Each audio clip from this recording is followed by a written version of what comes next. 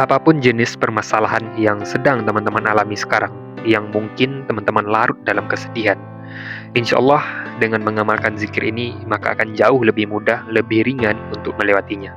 Oke? Bahkan zikir ini sering diucapkan oleh Rasulullah SAW ketika beliau dalam kesedihan. Nah, lalu apakah zikir tersebut? Oke, langsung saja kita masuk ke pembahasannya. Jadi, zikir yang saya maksud di sini adalah Ya Hayyu Ya Qayyum. Ibnu Qayyim al-Jauziyah mengatakan bahwa Ya Hayyu dan Ya Qayyum ini lebih dikenal dengan istilah Ismulahil A'zam, atau termasuk nama yang paling agung di antara nama Allah yang lainnya yang tercantum di dalam Al-Quran. Kalimat ini terdiri dari dua nama, yaitu satu Al-Hayyu dan dua Al-Qayyum. Al-Hayyu di sini maknanya adalah Allah yang maha hidup dan tidak mati serta tidur walaupun hanya sekejap. Nah, sedangkan Al-Qayyum memiliki makna bahwa Allah yang maha mandiri. Maksudnya Allah yang maha berdiri sendiri tanpa perlu bantuan siapapun. Nah, untuk istilah Ismaullahil A'zam ini ada dalam 3 surah di dalam Al-Quran.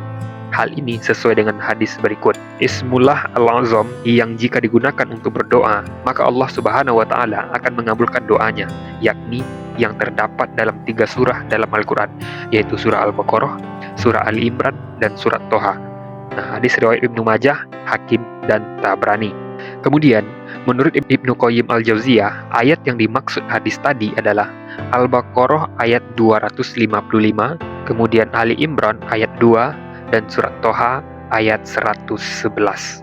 Nah, sekarang pertanyaannya, bagaimana caranya untuk membaca zikir ini? Untuk cara membaca zikir Ya Hayyu dan Ya Qayyum ini terdapat dalam sebuah hadis yang diriwayatkan oleh Imam Tirmizi dari Abu Hurairah. Ia berkata bahwa apabila Rasulullah SAW menghadapi suatu masalah, beliau mengangkat kepalanya ke langit dan bersungguh-sungguh dalam berdoa. Lalu beliau mengucapkan Ya Hayyu dan Ya Qayyum. Atau bisa juga seperti ini, yaitu masih dalam sumber yang sama, yaitu dalam kitabnya Ibnu Qayyim al-Jauziyah. Beliau mengatakan bahwa Rasulullah SAW mengucapkan zikir ini ketika ditimpa kesedihan. Hal ini berdasarkan hadis berikut. Anas bin Malik radhiyallahu anhu berkata, jika Rasulullah SAW ditimpa suatu perkara yang menyedihkan, beliau mengucapkan Ya Hayyu Ya Qayyum birahmatika astaghitsu. Wahai Allah yang maha hidup, yang maha penegak, dengan rahmatmu aku meminta pertolonganmu. Hadis riwayat Tirmizi. Nah, untuk jumlah membaca zikir ini tidak ada patokan khusus. Tetapi ada sebuah kisah dari kitabnya Imam Asy-Syatibi, di mana di situ diceritakan bahwa ada seseorang yang bernama Al-Qahtani. Dia bercerita telah bermimpi bertemu dengan Rasulullah SAW. Nah, dalam mimpinya dia meminta tolong kepada Rasulullah untuk mendoakan hatinya agar tidak mati. Oke, namun di situ Rasulullah menganjurkan dia untuk membaca zikir Ya Hayyu Ya Qayyum La ilaha illa anta sebanyak 40 kali setiap hari. Selain itu, Rasulullah sendiri juga menganjurkan untuk membaca zikir ini di pagi dan petang hari.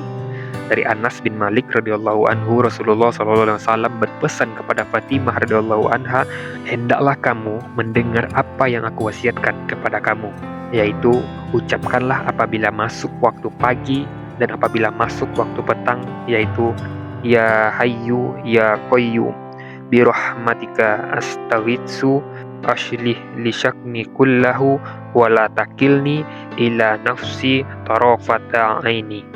Artinya, wahai Allah yang maha hidup, wahai Allah yang maha kekal selamanya, dengan rahmat Engkau aku memohon pertolongan dari sebarang kesukaran ini. Perbaikilah bagiku setiap urusanku, dan janganlah Engkau biarkan aku mengurusi diriku sendiri walaupun sekelip mata. Ini dalam, teman-teman, ya, kata-katanya. Nah, jadi bagi yang mau mengamalkan zikir ini boleh dibaca seperti yang tadi. Atau yang versi pendeknya juga bisa seperti ini. Ya Hayyu Ya Qayyum birahmatika astaghitsu. Oke, yang artinya wahai Allah yang maha hidup, wahai Allah yang maha kekal selamanya, dengan rahmat Engkau aku memohon perlindungan, pertolongan dari sebarang kesukaran ini. Oke, nah itu versi pendeknya. Nah, itulah makna serta sedikit pembahasan tentang zikir Ya Hayyu dan Ya Qayyum ini. Nah, sekarang sebelum kita tutup, inilah 10 keutamaannya untuk orang yang sering membaca zikir ini. Oke, keutamaan pertamanya, Allah akan memberikan anugerah dan karunia berupa rezeki yang melimpah. Kemudian, keutamaan yang kedua, menjadikan orang yang mandiri. Allah akan menjadikan kita orang yang mandiri dan tidak mengandalkan orang lain. Manfaat ketiga, mempunyai semangat kerja yang keras.